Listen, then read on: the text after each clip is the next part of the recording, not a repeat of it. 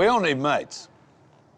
Someone to talk to, have a beer with, share a few secrets. And drug lords are no different. In late 2004, police got a call from a bloke claiming to be best mates with someone he called the Cocaine King of Australia. And he told police he was ready to blow the lid on the entire illegal drug operation. This is a story of deception and betrayal. This is Operation Mocha. Drug dealing is not an easy job to leave. Generally, there are only two ways to get out of a drug syndicate: be arrested or become an informant. In December 2004, police meet a mystery caller who says he's part of a drug cartel and wants out. Police codename him Tom, and at the meeting, Tom hands police a photo that blows them away. The photograph depicted Shane Hatfield and Tom standing behind a pile of money. There was about 10.15 million accrued from sales of cocaine. The photo was taken just 1 month earlier. He provided this extraordinary detail of these drug operations that he was involved in. Tom claims the other man in the photo is Shane Hatfield. Hatfield is 37 years old. His mates call him Curly. Shane is a former international surf champion. He's unemployed, but lives in an apartment overlooking Sydney's famous Bondi Beach. And now Tom is telling police Shane has a secret life as the leader of a massive cocaine distribution ring. But is this all a setup? Police want to know why Tom's all of a sudden ready to rat on his trusted mate of 20 years. He was the one that was hands-on, packaging the cocaine, meeting the customers, selling the cocaine to them. He was taking all the risk for just a fraction of the profit. Hatfield kept pushing him to do more and more business. And it wore Tom down. He was very overbearing, controlling, and he just couldn't stand looking at him or working for him anymore. That's what prompted him to provide that information to us. And with that, it was all on. Tom will act as an informant to help bring down Shane Hatfield, the drug lord. For police, it's a major coup. Tom is already trusted by the syndicate. He has history with these guys. He's already in on the deals. Tom's personality was that he was very confident, he's very smart, he's very clever and cunning. He had, what I'd say, the skill and experience of a seasoned undercover operative. Tom has crossed the line. He's working for the police instead of hiding from them. He will give detectives the dirt on his mate. We put propositions to Tom, which he agreed to, and then it progressively worked up to the point where he was wearing the wire. Yeah, I can only imagine being kitted up it was highly stressful for him. There's no doubt at all that what Tom was doing was very dangerous. It was a very high-risk situation. He was attacking the upper end of the drug supply, so these people had a lot to lose. It's February 2005, and this is some of the first surveillance police have on Shane Hatfield. How are you? I'm well. That's Hatfield in the middle. That bloke on the left is one of Hatfield's biggest cocaine buyers, Gilbert Gedeon. And Tom the informant is on the right. They hear Shane agree to sell a massive 2 kilos of cocaine to Gedeon for $340,000. You've always told we're going to go. Exactly. I just don't want you missing out like that. All right, well, leave it at 2. Okay. That's 2 kilograms of cocaine. Next, the trio set up how the deal will go down. So just tell me a time and a place. Tuesday. Tuesday. Next to the office first? Next to the office, yeah. The gymnasium around the corner there, so we can do a pull into the gym and stop them down. As soon as we're down around the spot, and then like 40 hours, as soon as I finish with it. No, it's put it all done. The deal is done. It's a walk in the park. How's the other half? What about yours? Now Tom needs to retrieve the cocaine, and he takes police to a national park. Yeah, we're just going to grab the shovel. Okay, no worries. The cocaine buried here is from a previous importation. He had points in the bush that he would align, and the cocaine was in the exact position that he thought it was. In the first hole, 1 bag of high-grade cocaine. That bag alone is worth more than $1 million. In a second hole, 2 bags. And in the third, 2 plastic containers full of coke. In total, 7 kilograms with a street value of almost $2.5 million. We had this dilemma that there was 7 kilos of cocaine there that had to be sold, and if we didn't allow that to be sold under controlled circumstances, then the likelihood would be that we'd just get a brief of evidence against Shane Hatfield and possibly the first person to purchase some of that cocaine. Police will store the cocaine safely and allow it to be gradually released. It's a risky move for police. They can't just let a little bit of the cocaine be sold. They have to allow all 7 kilos to be offloaded. It's the only way they can arrest every player without raising suspicion. We just wanted to more or less negate the whole syndicate. Permission was allowed for him to supply several kilos of that cocaine the following day. It's about 4 grams short, that one. Tom is Shane Hatfield's delivery boy. He will get the cocaine to the buyer and get the cash back to Shane. When purchasers buy that cocaine, it's in the block form. They think it's more of a pure form. Time is now 10:53. Both of those kilos have been prepared. The very next day, Tom is ready to sell the cocaine to the big buyer, Gilbert Gedeon. Gedeon arrives at the agreed location to meet Tom. Meanwhile, detectives are in position. This is actual police footage. That's Gedeon, the drug buyer, getting into Tom's car. Tom's wearing a wire. How you doing? I just got it in 2 shoeboxes. How much you got? 3. That is $300,000 for 2 1-kilogram blocks of cocaine. The deal is done, and now Tom has to get the money to his boss, Shane Hatfield. Have a good day. Police follow the money trail. The bag with $300,000 worth of dirty drug money in it is passed from Tom to Shane. But there's no rest for the wicked. Another drug order is placed. Tom has to sell more cocaine, and this time he'll do it with an associate called Robert Paven. Robert is a broker. He sources the buyer and in return receives a $10,000 commission. What Tom told us was that Bob would never talk, or if he did talk, he would whisper. We put the proposition to Tom to film the transaction. He was very apprehensive about it, but again, he was fearless. He agreed to go and do it. Police have handed Tom a camera and he will secretly film Robert Paven taking part in the drug deal. I suppose quite stressed. He did have a lot of respect for Paven as a person, and down deep probably felt bad for the activities that he was doing. In the garage, Tom hands over the cocaine. Tom and Robert Paven then hop in Tom's car. They go to give the cocaine to Paven's buyer. Then Tom and Robert Paven return to Paven's house to divvy up the cash from the deal. Paven is extremely wary of any listening devices. Robert Paven, as paranoid as he is unaware he's being filmed by Tom right at this moment.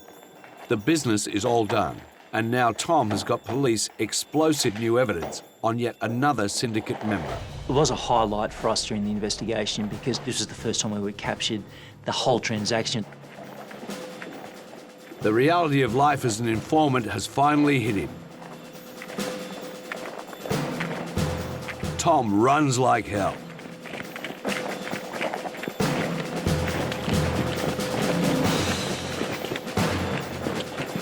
Police are in the middle of an investigation into a massive drug cartel. They're allowing their informant, Tom, to sell 7 kilograms of cocaine.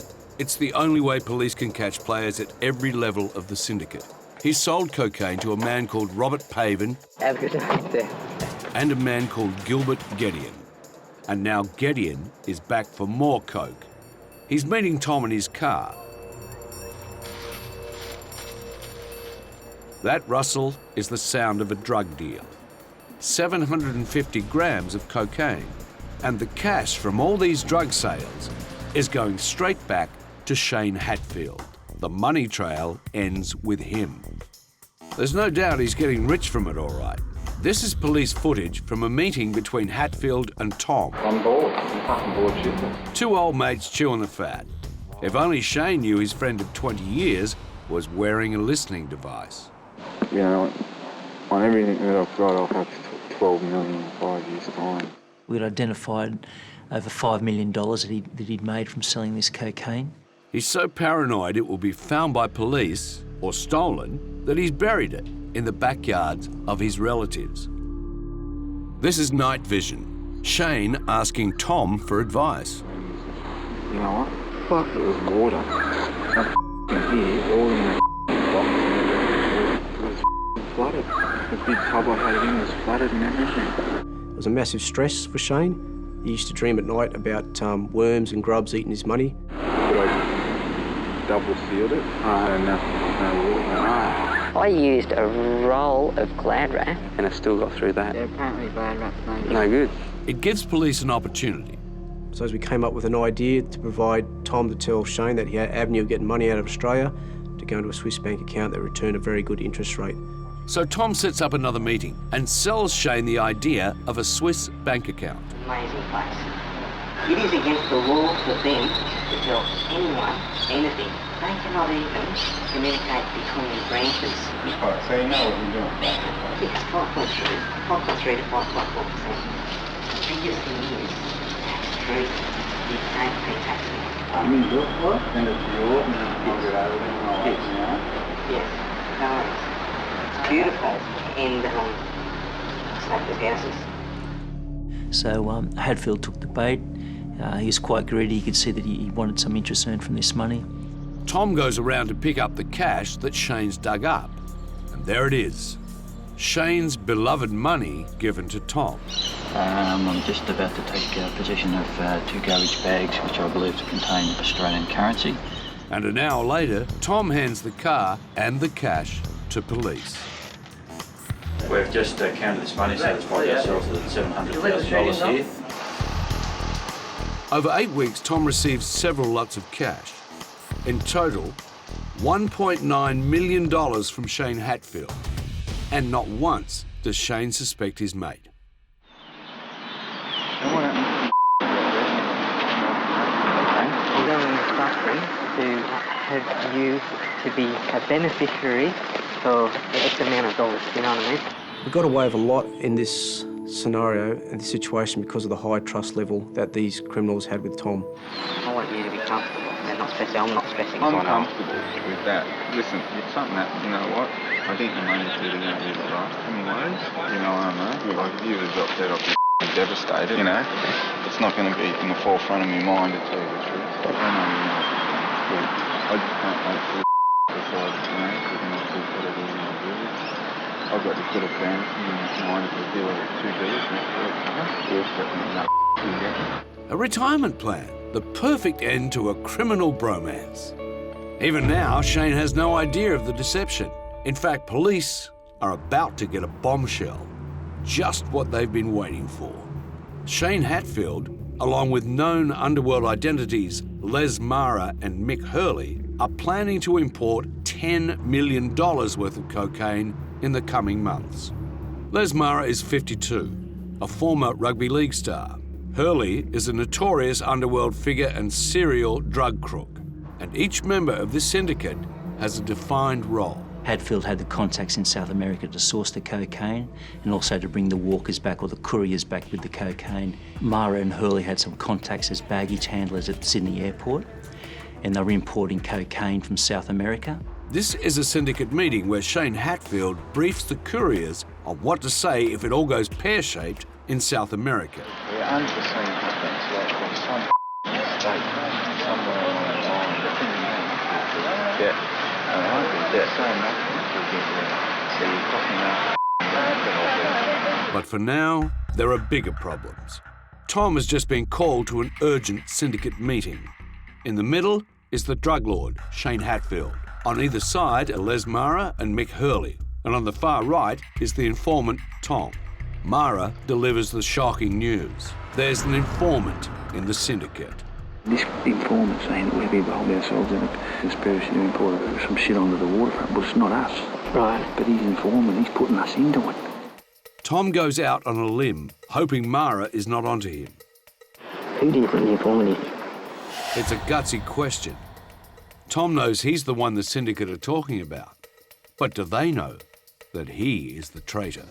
Who do you think the informant is? A police informant, codenamed Tom, has been called to an urgent meeting of the drug syndicate he is part of. There is talk of a leak. and Tom has boldly asked if the other members know who the informant could be. Who do you think the informant is? See, this big fat knew us from years ago, but we thought we didn't like it. And I've never done anything with him, I never would do anything with him. Luckily for detectives, the gang don't suspect Tom, and Hatfield goes on to tell Tom even more details of that massive importation and the new plan. They've decided to up the amount. 5 That's 5 20-kilogram bags of cocaine, 100 kilos of the drug to come in over 6 months. That's about $34 million worth of deals on the street. With the talk of the leak, it's just too risky for police to meet Tom out in the open. So they begin to hook up with him in underground car parks and in hotels. Person known to me as Tom. Tom, this is the 1 kilo of drug to be delivered as per the plan. Yes. They must keep Tom safe. He's their insider, and the syndicate is becoming super cautious. During the course of the investigation, we had a listening device installed in Hatfield's apartment at Bondi. It was about the 26th of April. Hatfield's partner discovered the listening device. She was cleaning the unit and has discovered this listening device. So that obviously caused a crisis within the camp. Shane Hatfield, also known as Curly, Tom, Les Mara and Mick Hurley hold crisis talks. After the meeting, Tom debriefs with police, telling detectives what was said at that private syndicate meeting. Curly wasted no time, got straight into it and told them that he found a listening device and they weren't fazed by it initially. So we were all in the car to go and see this airport guy. Mick by this stage was quite negative on it, and saying, you know, he loves to gamble, but it wasn't too enthused to roll the dice with his life. Les Mara and Mick Hurley are now convinced that Tom is the leak. And they're so paranoid that police are onto him, they call off the 20-kilogram cocaine importation. Then they decide to tell Hatfield their fears. So now it's up to the boss to confront his best mate and put it out there. Has he done him over? Shane calls Tom to a meeting. This is the actual audio from the wire Tom is wearing right now. Hey, Doc. What's happening? You got a car? I have. I'm really often. Tell me. Where are we going? It sounds like Tom is being driven to his own execution. Instead, Shane Hatfield takes Tom to a swimming pool. Shane Hatfield is out of the car. Tom has a split second to send a message to police. I feel very uncomfortable. Shane and Tom go through the gates. Do you sell cow or firearm? It is now all dawning on Tom. Hatfield expects him to strip to go for a swim to make sure he's not wearing a wire, but he is. Sell speedos, 9 to 2 cow. Tom must try to ditch the wire.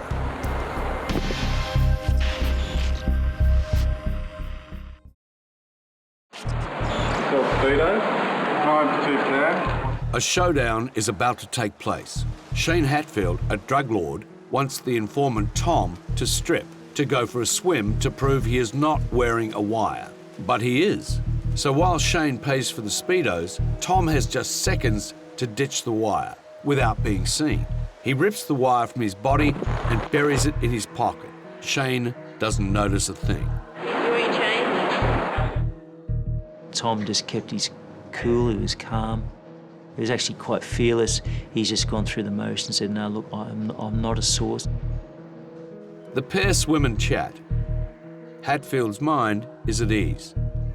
The wire, still buried in Tom's pocket, keeps recording. This is the actual conversation that took place. No, I'm happy. I was so hurt, I'm thinking, this can't be happening. It can't be true. It's not possible. He wouldn't do it. He wouldn't do it. This is the heaviest day of all. Heavy. The showdown between Hatfield and Tom here at the pool was just too close a call for police. Tom sold the 7 kilograms of cocaine he dug up, and detectives know that the huge importation that they heard the syndicate talk about is not going to go ahead. So 4 days later, 4 months after Tom first contacted police, 18 people are about to be arrested.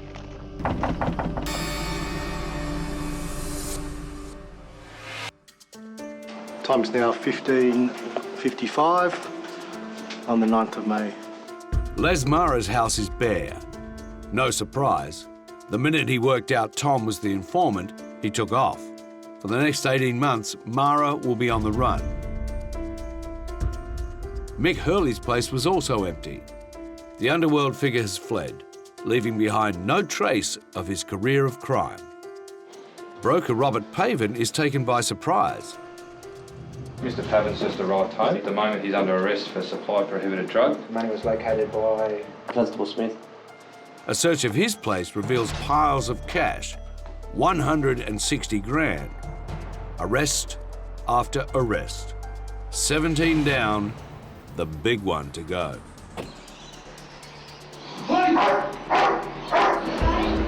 Ringleader and mastermind, Shane Hatfield. He knew they were coming and even writes a note begging police to not break down the door, to simply knock.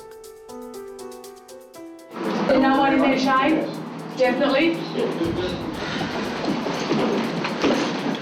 The rest of Hatfield was very calm, probably the previous fortnight. He was highly stressed about something bad was going to happen to him. He just didn't know where or when and who, and he really struggled with the idea that could Tom be the person that might have given him up. And it's all too much for Shane Hatfield, and he starts hyperventilating. Just take him in nice and deep breaths, okay? Just get breathing nice and deep. You got a lot on your mind, champ. Yeah. All right, I should leave him on. At exactly the same time, across town, police are raiding Shane's dad's house. Camera. Got a find here, boys. Good boys. It's more of Shane's buried loot, and just check it out. $1.2 million in cold hard cash, and it's all drug money. Tom the informant's betrayal of his mate is now complete. Police have their drug lord, one of the biggest Australia has ever seen. Les Mara pleaded guilty to importing and conspiracy to import and was sentenced to 20 years jail. Mick Hurley was arrested 9 months later. He died under prison guard just a month before his trial. Robert Pavin was sentenced to 12 years jail. Gilbert Gedeon was sentenced to 20 years jail. Shane Hatfield was sentenced to 24 years jail for his drug crimes. He has since been diagnosed as a paranoid schizophrenic.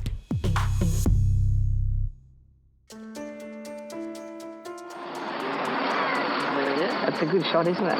Show the grandkids. Yeah. Can you tell us, mate? Oh, you're in bad light. Oh, no, you can't tell. You can tell that from me, can't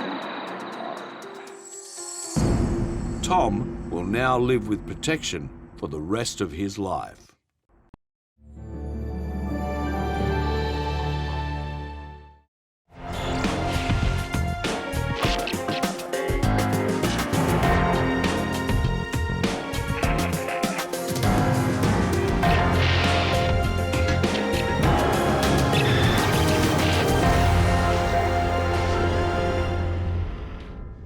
It's an unlikely setting for an investigation into a Bikey.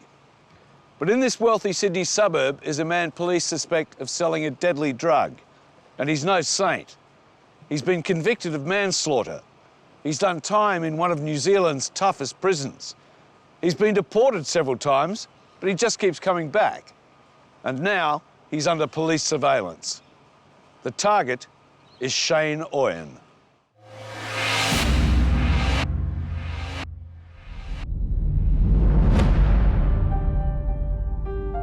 It's 2001, and a new illegal drug is emerging on the Australian market. It's methamphetamine, known as ice.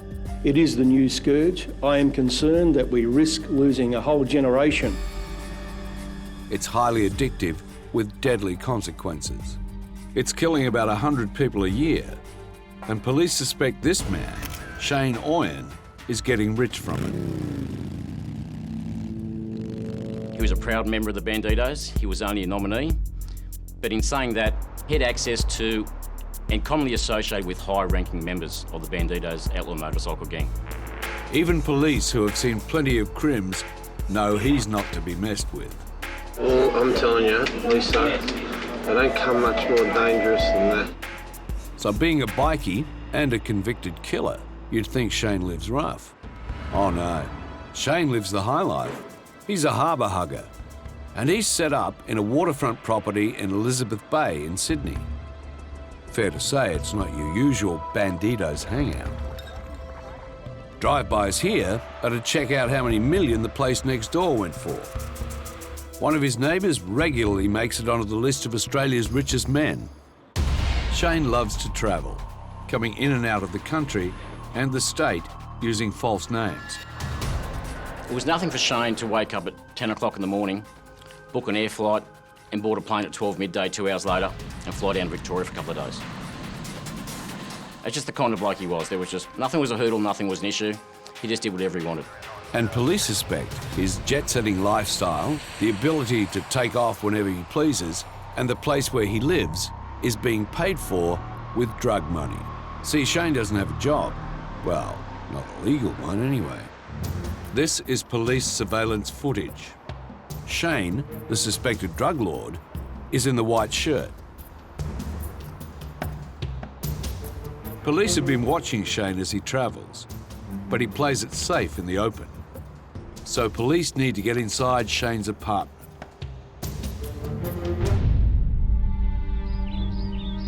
They get a warrant and are able to get into Shane's house when he's not there.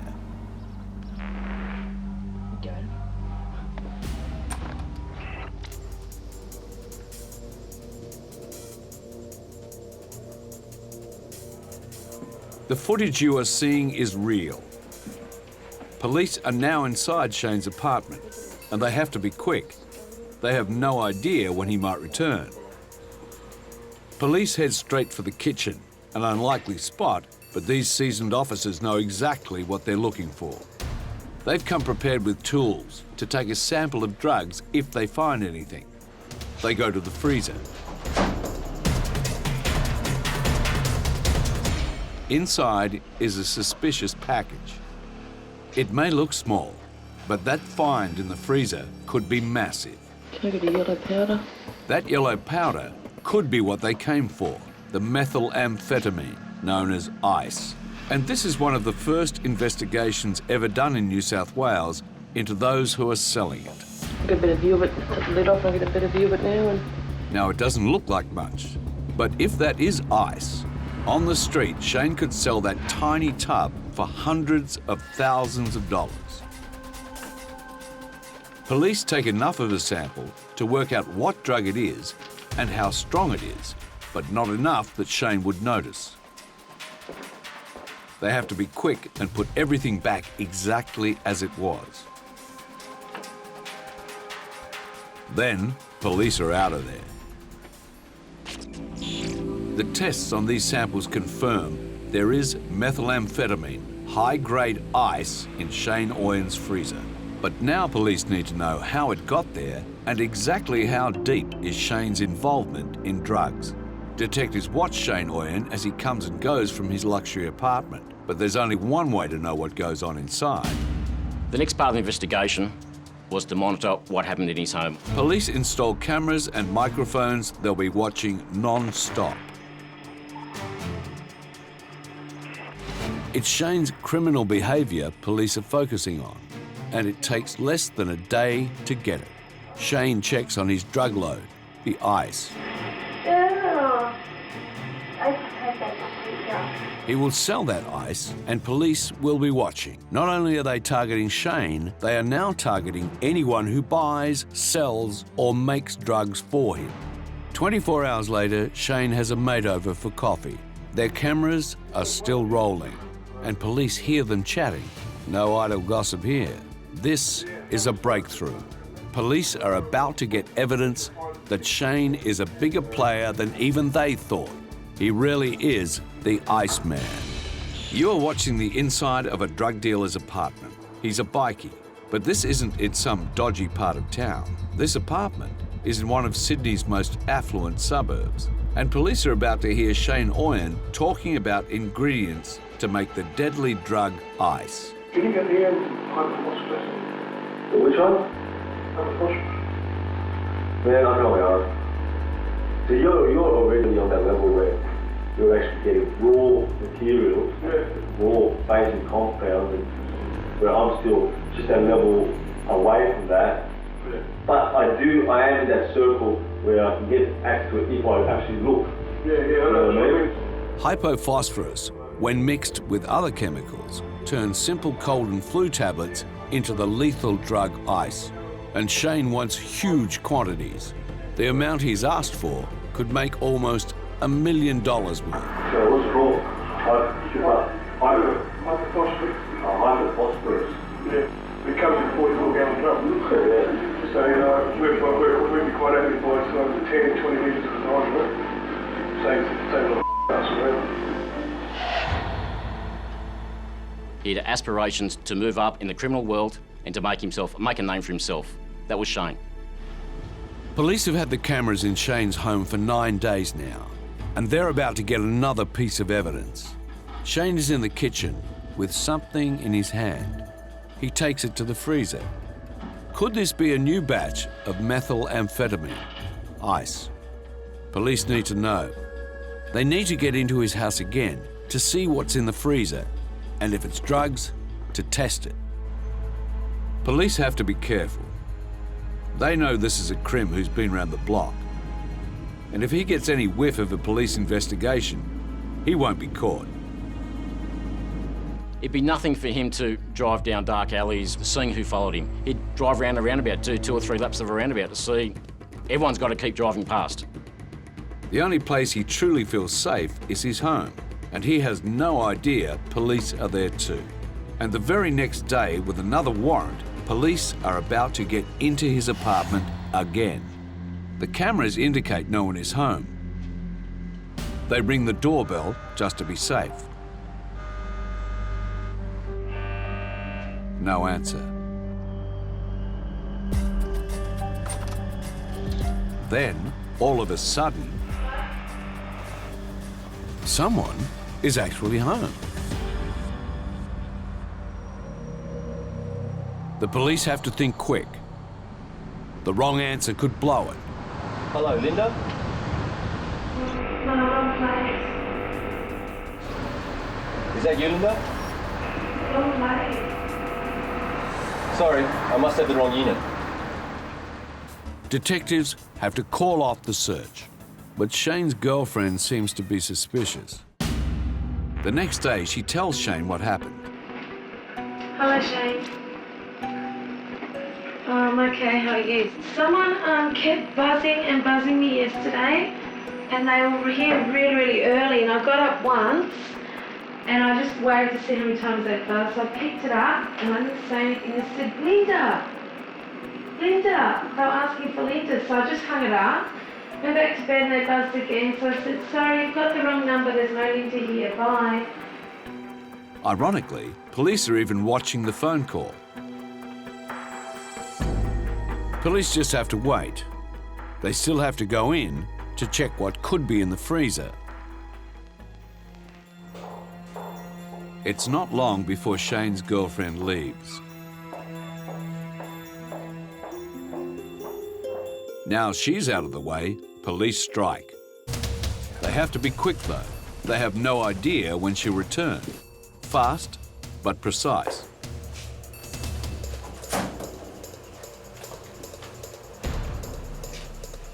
They grab both containers from the freezer. That's the first container.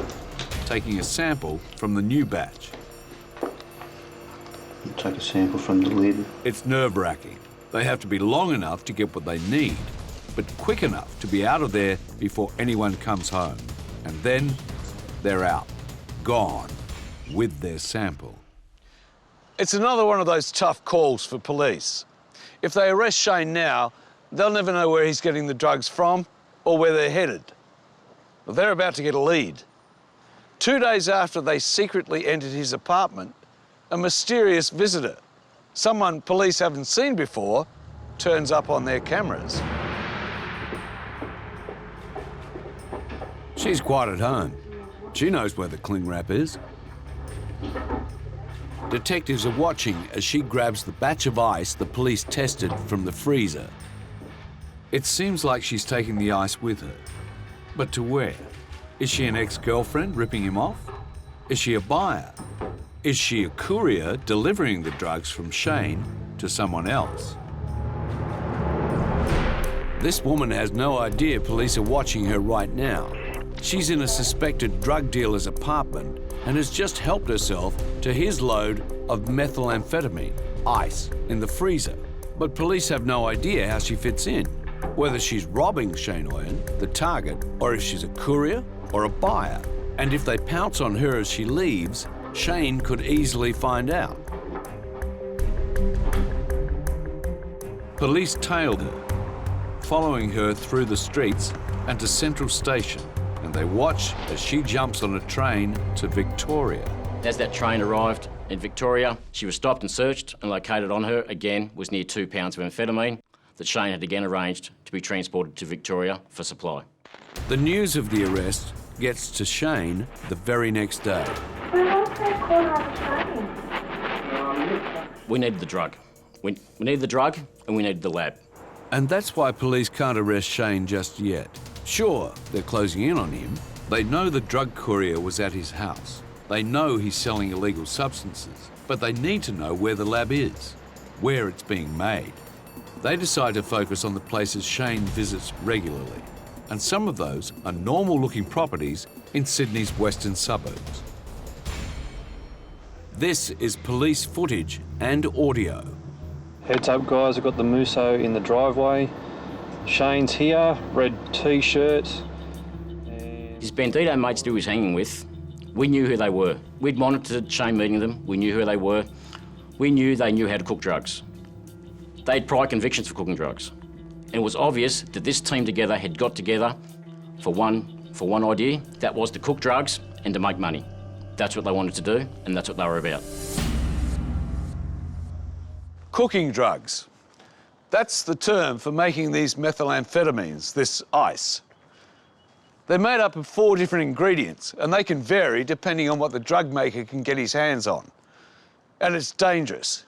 Any excess heat, and it could explode. So the police need to know if the cook, the drug making, is going on inside the house. And the only way to know that is another hidden camera, of course. It doesn't take long for police to work it out. They've hit the jackpot. And then, you know, 3 weeks before the party.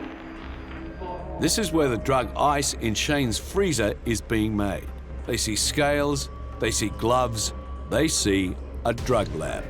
And police are about to get a bonus. The man wandering around without his shirt on? Well, he's about to take a batch of the methamphetamine ice back to Shane's place to refine even more. And the police cameras are waiting for him there too.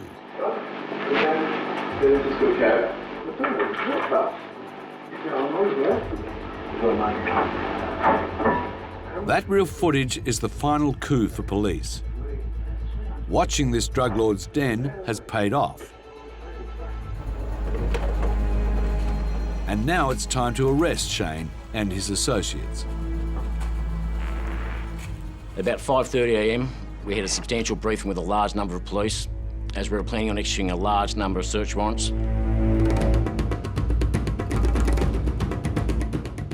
Shane was a big man. One thing we had in our mind was, if he wants to fight, it's going to take a lot of people, a lot of us to stop him. He was a big, big boy. Detectives are about to arrest a Bikey for supplying methamphetamine, known as ice. They are striking first thing in the morning, trying to catch him off guard. Police! Police! Police! Police! Police! Keep it down! Get it down! Hold it down! Hold it! Hold him down! The look on Shane's face was priceless. This was the last thing he was expecting. He thought he was safe in that unit. And there we were in his bedroom with him and his girlfriend. This is the real footage of Shane Oyen, the drug lord, handcuffed, arrested. Could you state your full name and date of birth for the video, please, Shane? My real name? James Wilson. James Wilson. Multiple names, multiple identities. His real name police didn't even know till now. And he's not the only prisoner. You understand that? Yeah. Shane's mate Simon, who brought the meth over, decided to stay the night. Last night. What time did you get here last night? So he's there when police do the raid. He rents the house with the lab. So they'll take him down too. And what's in that overnight bag? Tools that could be used to make drugs.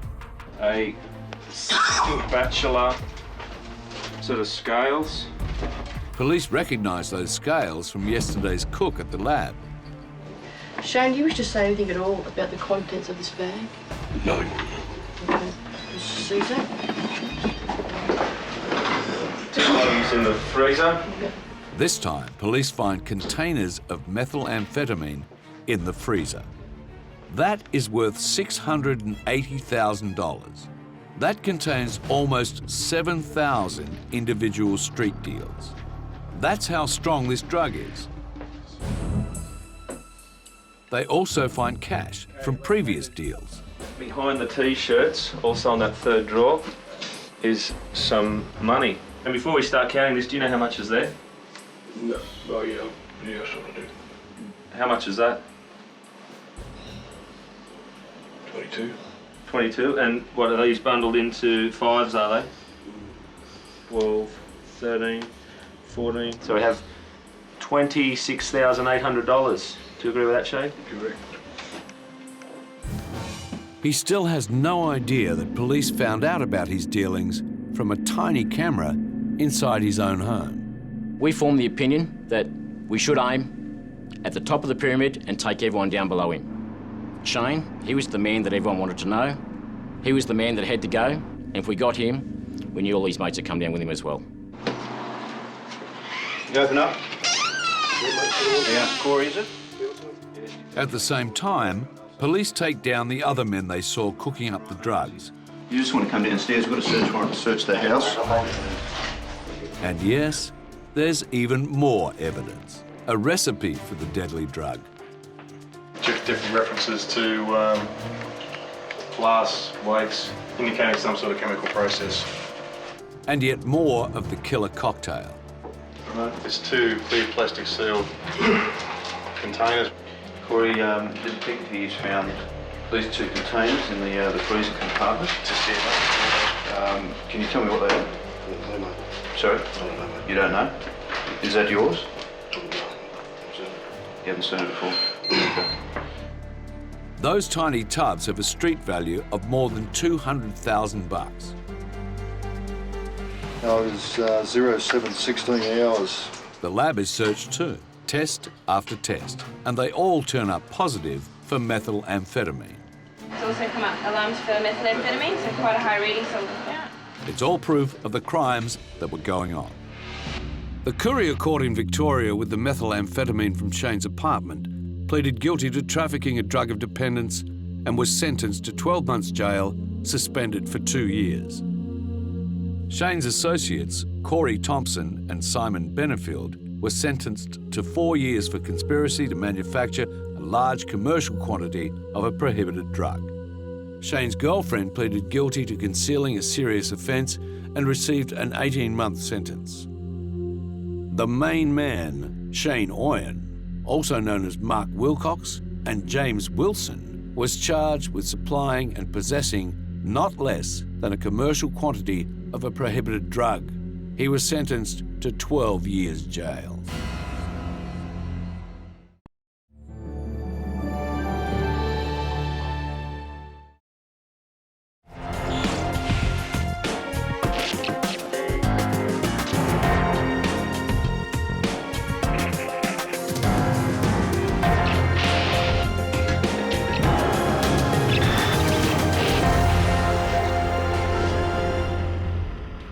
In all the prisons across New South Wales, there are about 40 inmates whose crimes are so shocking that their files are marked never to be released. Tonight's drug lord is one of those men. He organised the murder of a mild-mannered accountant, a family man. It took police over a year to work out how a massive drug bust and a homicide were directly linked to one man. And that man's name is Yongki Tan. Yongki Tan came to Australia from Indonesia in 1985. He was only 20. By the time he was 37, he owned an Indonesian restaurant in Kingsford in Sydney's east. It's March 2002, and a member of the public notices the owner of the restaurant, Yongki Tan, and another man doing a drug deal. He sees Yongki Tan giving the man pills. The witness decides to go to the local police. It could all be a hoax, but police have to follow up on the lead. Detectives pull over the man Yongki Tan was seen talking to. His name is Marcel Thay. Detectives now search Marcel's car, and it doesn't take them long to find evidence. Marcel appeared to be extremely nervous and kept sort of eyeing a small bum bag which was sitting on the back seat. That bum bag on the back seat was a kilo of ecstasy. The 1 kilogram of ecstasy on the street would be worth $120,000. Marcel Thay is taken into custody. Police now suspect he's dealing drugs. But how big a player is he? And is there a bigger stash at his home? Detectives are at Marcel Thay's home. Marcel's house is a mess. The police can't afford to miss anything. It doesn't take long before detectives get their first find. White powder, the coffee table. That powder is ecstasy pills that have been crushed.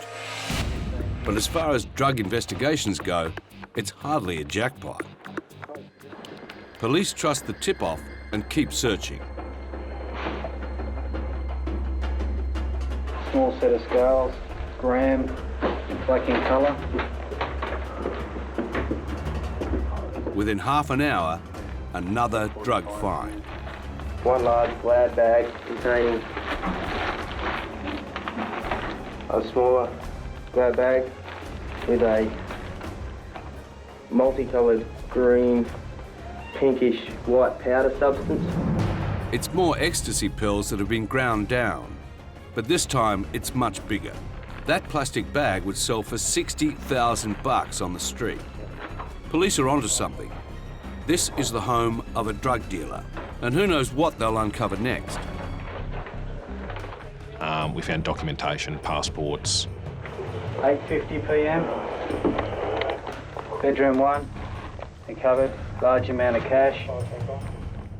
We found what we call a tick book, which is an indication of amounts of drugs that have been sold to people and for how much, and money that was owing to this particular network for the sale of drugs.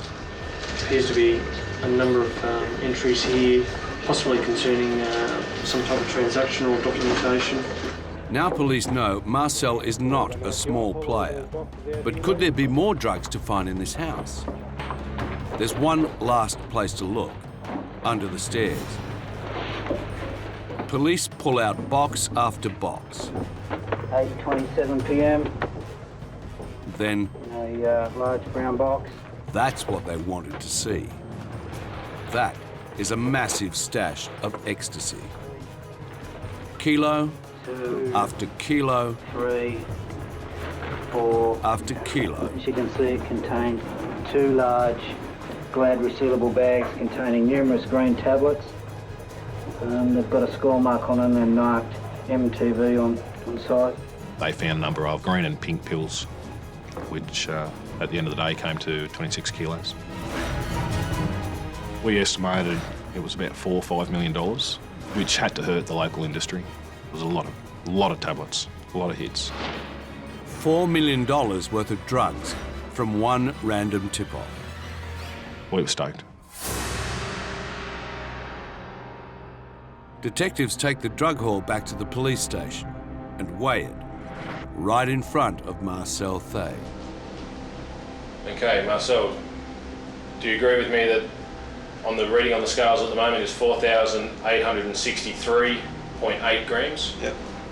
The more weight that went on the scales, the more trouble he realised that he was in. In total, 26 kilograms of ecstasy, and for Marcel, that could mean life behind bars. Police now go after the restaurant owner, Yonki Tan. Police pull over Yonki Tan in his car. From the information they received, police have cause to search the vehicle and are in for a massive surprise. Police at the time opened up the boot, found the suitcase, opened the suitcase and found an extremely large amount of loose cash, mainly 50s, 20s, $100 notes, just thrown into this large suitcase. Police confiscate Yonki Tan's car. Others have the task of counting the loose cash found in the boot. It seems never-ending. Bundle after bundle, and they just keep coming.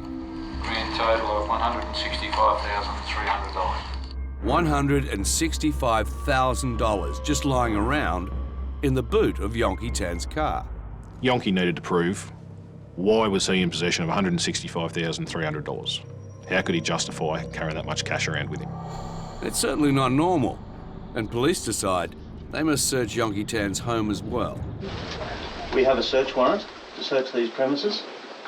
This is the actual police footage of the search of Yonki Tan's house. And it doesn't take them long to find, yeah, even more cash. There's 1, 2, 3, all right. Next, police confiscate Yonki Tan's computer. Somewhere on this hard drive could be the breakthrough police are looking for. They want to find something to tie Yonki Tan to the 26 kilograms of ecstasy found earlier under the stairs at Marcel's. Police go from room to room. For the record, 4 passports.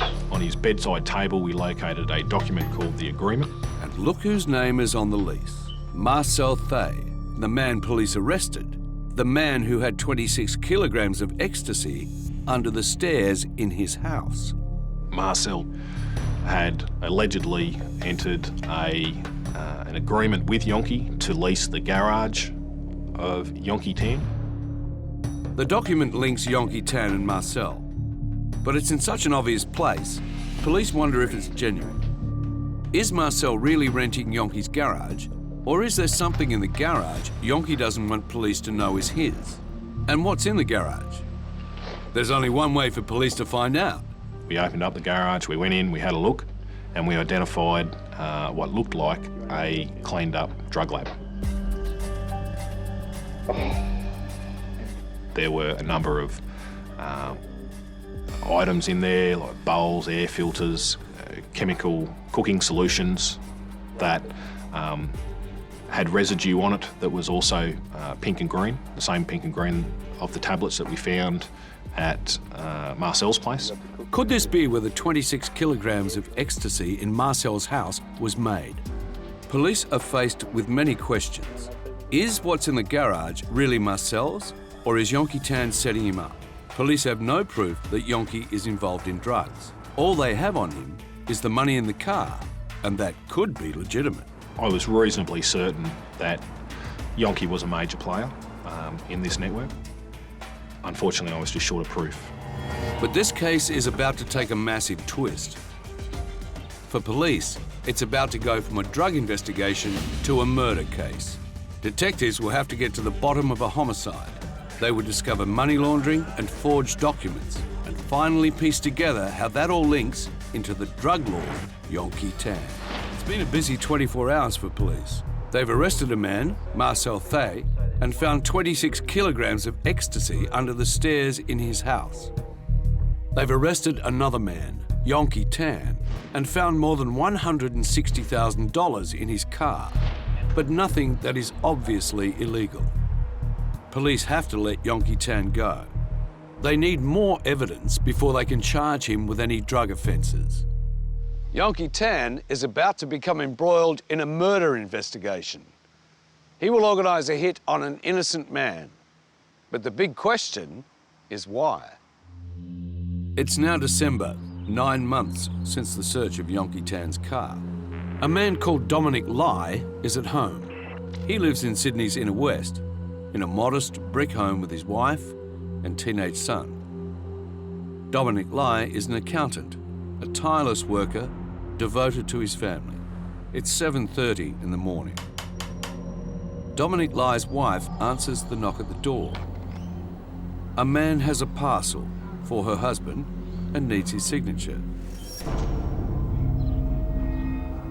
Dominic Lai comes to the front door and unlocks the security screen.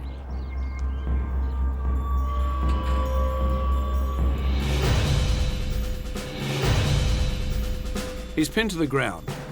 Dominic Lai is turned on his back and acid is poured over his face and down his throat.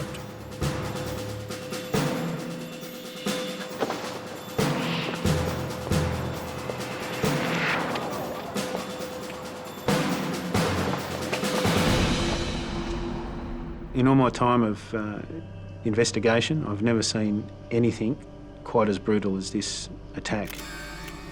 It's one of the most barbaric crimes I've ever been involved in investigating. These are the actual police photos taken from the crime scene. Dominic Lai spent 3 weeks in intensive care before dying from respiratory failure. Police are now investigating a murder. Because of the nature of the attack, just being so horrific and so personal, it sort of led us to believe that, you know, there was a message behind what it was all about. The people who had arranged it wanted to prove a point. In any murder investigation, police try to piece together the life of the victim. Dominic Lai was a father, an accountant. He didn't smoke, he didn't do drugs. It just didn't add up. Why was he murdered? With no leads, police put out a plea for information, hoping someone will come forward. It was an horrific murder. 45-year-old Dominic Lai was forced at gunpoint in front of his family to swallow hydrochloric acid during an attack outside his Sydney home. The acid was so strong, it was still eating away concrete at the crime scene when police arrived. Police get a tip-off. The name of a man who was heard organising an acid attack. Police get the phone records for that suspect and find around the time of the murder, the man accused of planning the attack was phoning 3 men constantly, including this man. His name is Dax Satori. He's been involved with drugs before, and police use that excuse to arrest him.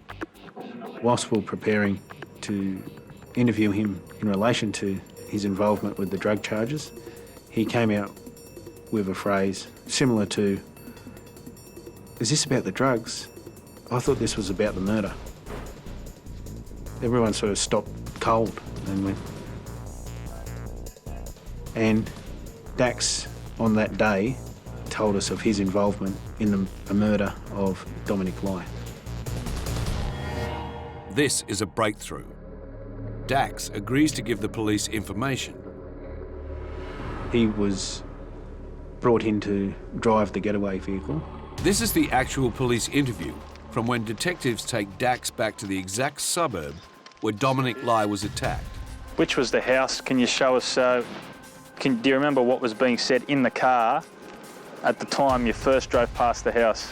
They said to me that they're just going to scare this guy off. They're going to scare this guy off? Yeah. That he said that they were going to pretend that they're going to deliver this parcel to this guy. What happened then? Yep. They went out about 5 to 10 minutes. It's not even 10 minutes. Describe to me what happened when they arrived and what was said and that sort of thing. They were restless, and then I asked them, "So what happened?" He goes, "No, just drive." And you could smell like a really strong stuff, chemical stuff, acid. And there was a pistol as well. A what? A pistol. At the point when they got back into the car and there's all this heavy breathing and handing pistols over and the smell of acid, what was going through your mind? I said, what have they done? Like, what is this guy did? I thought they just gonna scare me. How come they got guns? What did you think had happened? They did something bad. Police now have confirmation on what happened the day Dominic Lai was attacked and who was involved. But detectives still have one big question. Why? Why would anyone want Dominic Lai dead? They go back to the family, and detectives interview the dead man's brother-in-law, Philip Ma. He opened up and gave us a complete picture as to Dominic Lai and his involvement with Yonki Tan. There's that name again, Yonki Tan, the man with the money in the boot of the car. Police have made a direct link between the dead man and Yonki Tan. The victim, Dominic Lai, was an accountant. Yonki Tan was his client. Police do interviews with the family. They learn that Yonki wanted his victim, Dominic Lai, to launder his money, to make it legal. But Dominic, the accountant, didn't want a bar of it. Detectives learn that Dominic has put Yonki in touch with his brother-in-law, Philip Ma. So police discover Yonki Tan, the suspected drug lord, and Philip Ma, the brother-in-law, met up. But Philip Ma had a secret that would lead to Dominic's death. Police are investigating a homicide. Dominic Lai, an accountant, is the victim, and the suspect is one of his clients, Yonki Tan. Police now know that the dead man's brother-in-law had agreed to help Yonki Tan launder money. Yonki would arrange to meet him, and on each occasion he would turn up with a rice sack which was full of money, predominantly $50 and $100 notes. There was at least 100,000 in the rice sack. Philip Ma takes the money to a casino. He was supposed to swap the cash for chips, then an hour or so later, cash the chips in for fresh, clean money. Philip Ma, Dominic Lai's brother-in-law, was not supposed to gamble. The only reason that this failed is because Philip Ma is a hopeless gambler. He is an addict, and instead of just laundering the money, he lost it. Philip Ma lost approximately $516,000 of Yonki Tan's money. We found a IOU document which was written by Yonki Tan, and he forced Philip Ma to sign. Police now know the IOU, the debt, was all too much for Philip Ma, and he went into hiding. And just look at whose name is the witness on the IOU. Yes, the murder victim, Dominic Lai. Yonki formed the opinion that Dominic must have had some sort of knowledge, so whatever they did to Dominic was only fair and just in the retrieval of the money. Their reasoning was, if we attack Dominic, this will flush Philip out, and he will know we mean business. Yonki Tan is now a suspect in a murder investigation, but police still do not have enough evidence to arrest him. Luckily for police, they still have the computer they seized from his house when investigating the drug matters. The 26 kilograms of ecstasy found underneath the stairs. The forensic examination of the computer police found in Yonki's house is now complete. It showed us that the document that had been conveniently left out for us on Yonki's bedside table, which was dated some 6 months prior to us executing the search warrant, had in fact been created the night before, after Marcel Lee was already in custody. It's fake. Police discover it was only created after police began their investigations.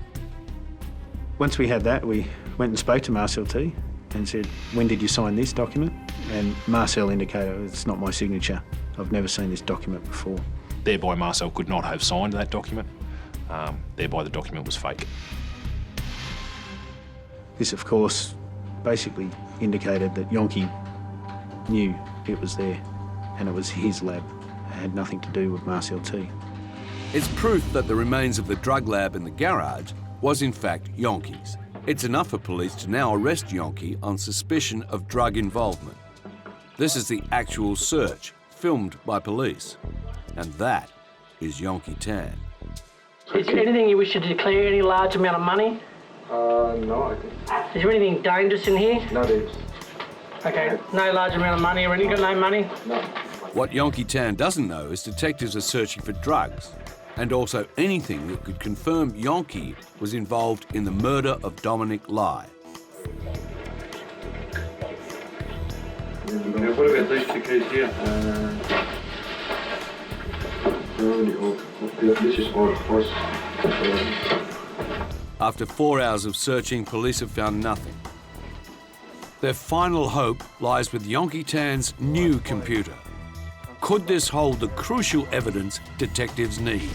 Police believe this man, Yonki Tan, is not only a drug lord, but also the mastermind of the murder of an innocent husband and father, a quiet accountant called Dominic Lai. Police have searched Yonki Tan's house and found nothing, but are hoping somewhere on this new computer there could be evidence. They go through all his emails and find a trail of correspondence. The emails spelt out the planning that Yonki Tan put in to the attack of Dominic Lai. This is the actual wording of what police found in emails between Yonki Tan and an associate. Find someone who can threaten D and P, or Dominic and Philip. In another email, all has become clear that P and D cheated on you. What I am saying is that we must do D first so that P will show himself up. In more emails, I really want to see someone do over P and D. With the emails in their possession, police arrest Yonki, then slowly piece together how the drugs, the money, and the murder are linked. Yonki Tan was importing high-grade ecstasy from overseas. That's what was under the stairs at Marcel's. That ecstasy would then be crushed. Then in the garage at the back of Yonki's, they would cut the ecstasy with other ingredients, repress the ecstasy into pills of a lower quality and sell them on the street. Yonki was making so much drug money, he needed to launder it to make it legitimate. So he gave it to Philip Ma, who lost it gambling and then went into hiding. To try to flush Philip Ma out, Yonki Tan organises a hit, the contract kill on his brother-in-law, the accountant Dominic Lai. It took police 16 months to link together all the players, but finally they solved the mystery, and each offender has their day in court. The two men that turned up in the phone records were charged with the murder of Dominic Lai, but a jury determined there was reasonable doubt. They were found not guilty. Dax Sattore, the driver, was sentenced to 12 years jail for his role in the murder. Marcel Thay was charged with supply of a large commercial quantity of ecstasy and received a 4.5-year jail sentence. He has now been deported to Indonesia. Yonki Tan, the mastermind, was sentenced to 25 years jail on multiple drug charges, and for the murder of Dominic Lai, he was sentenced to life without parole, never to be released.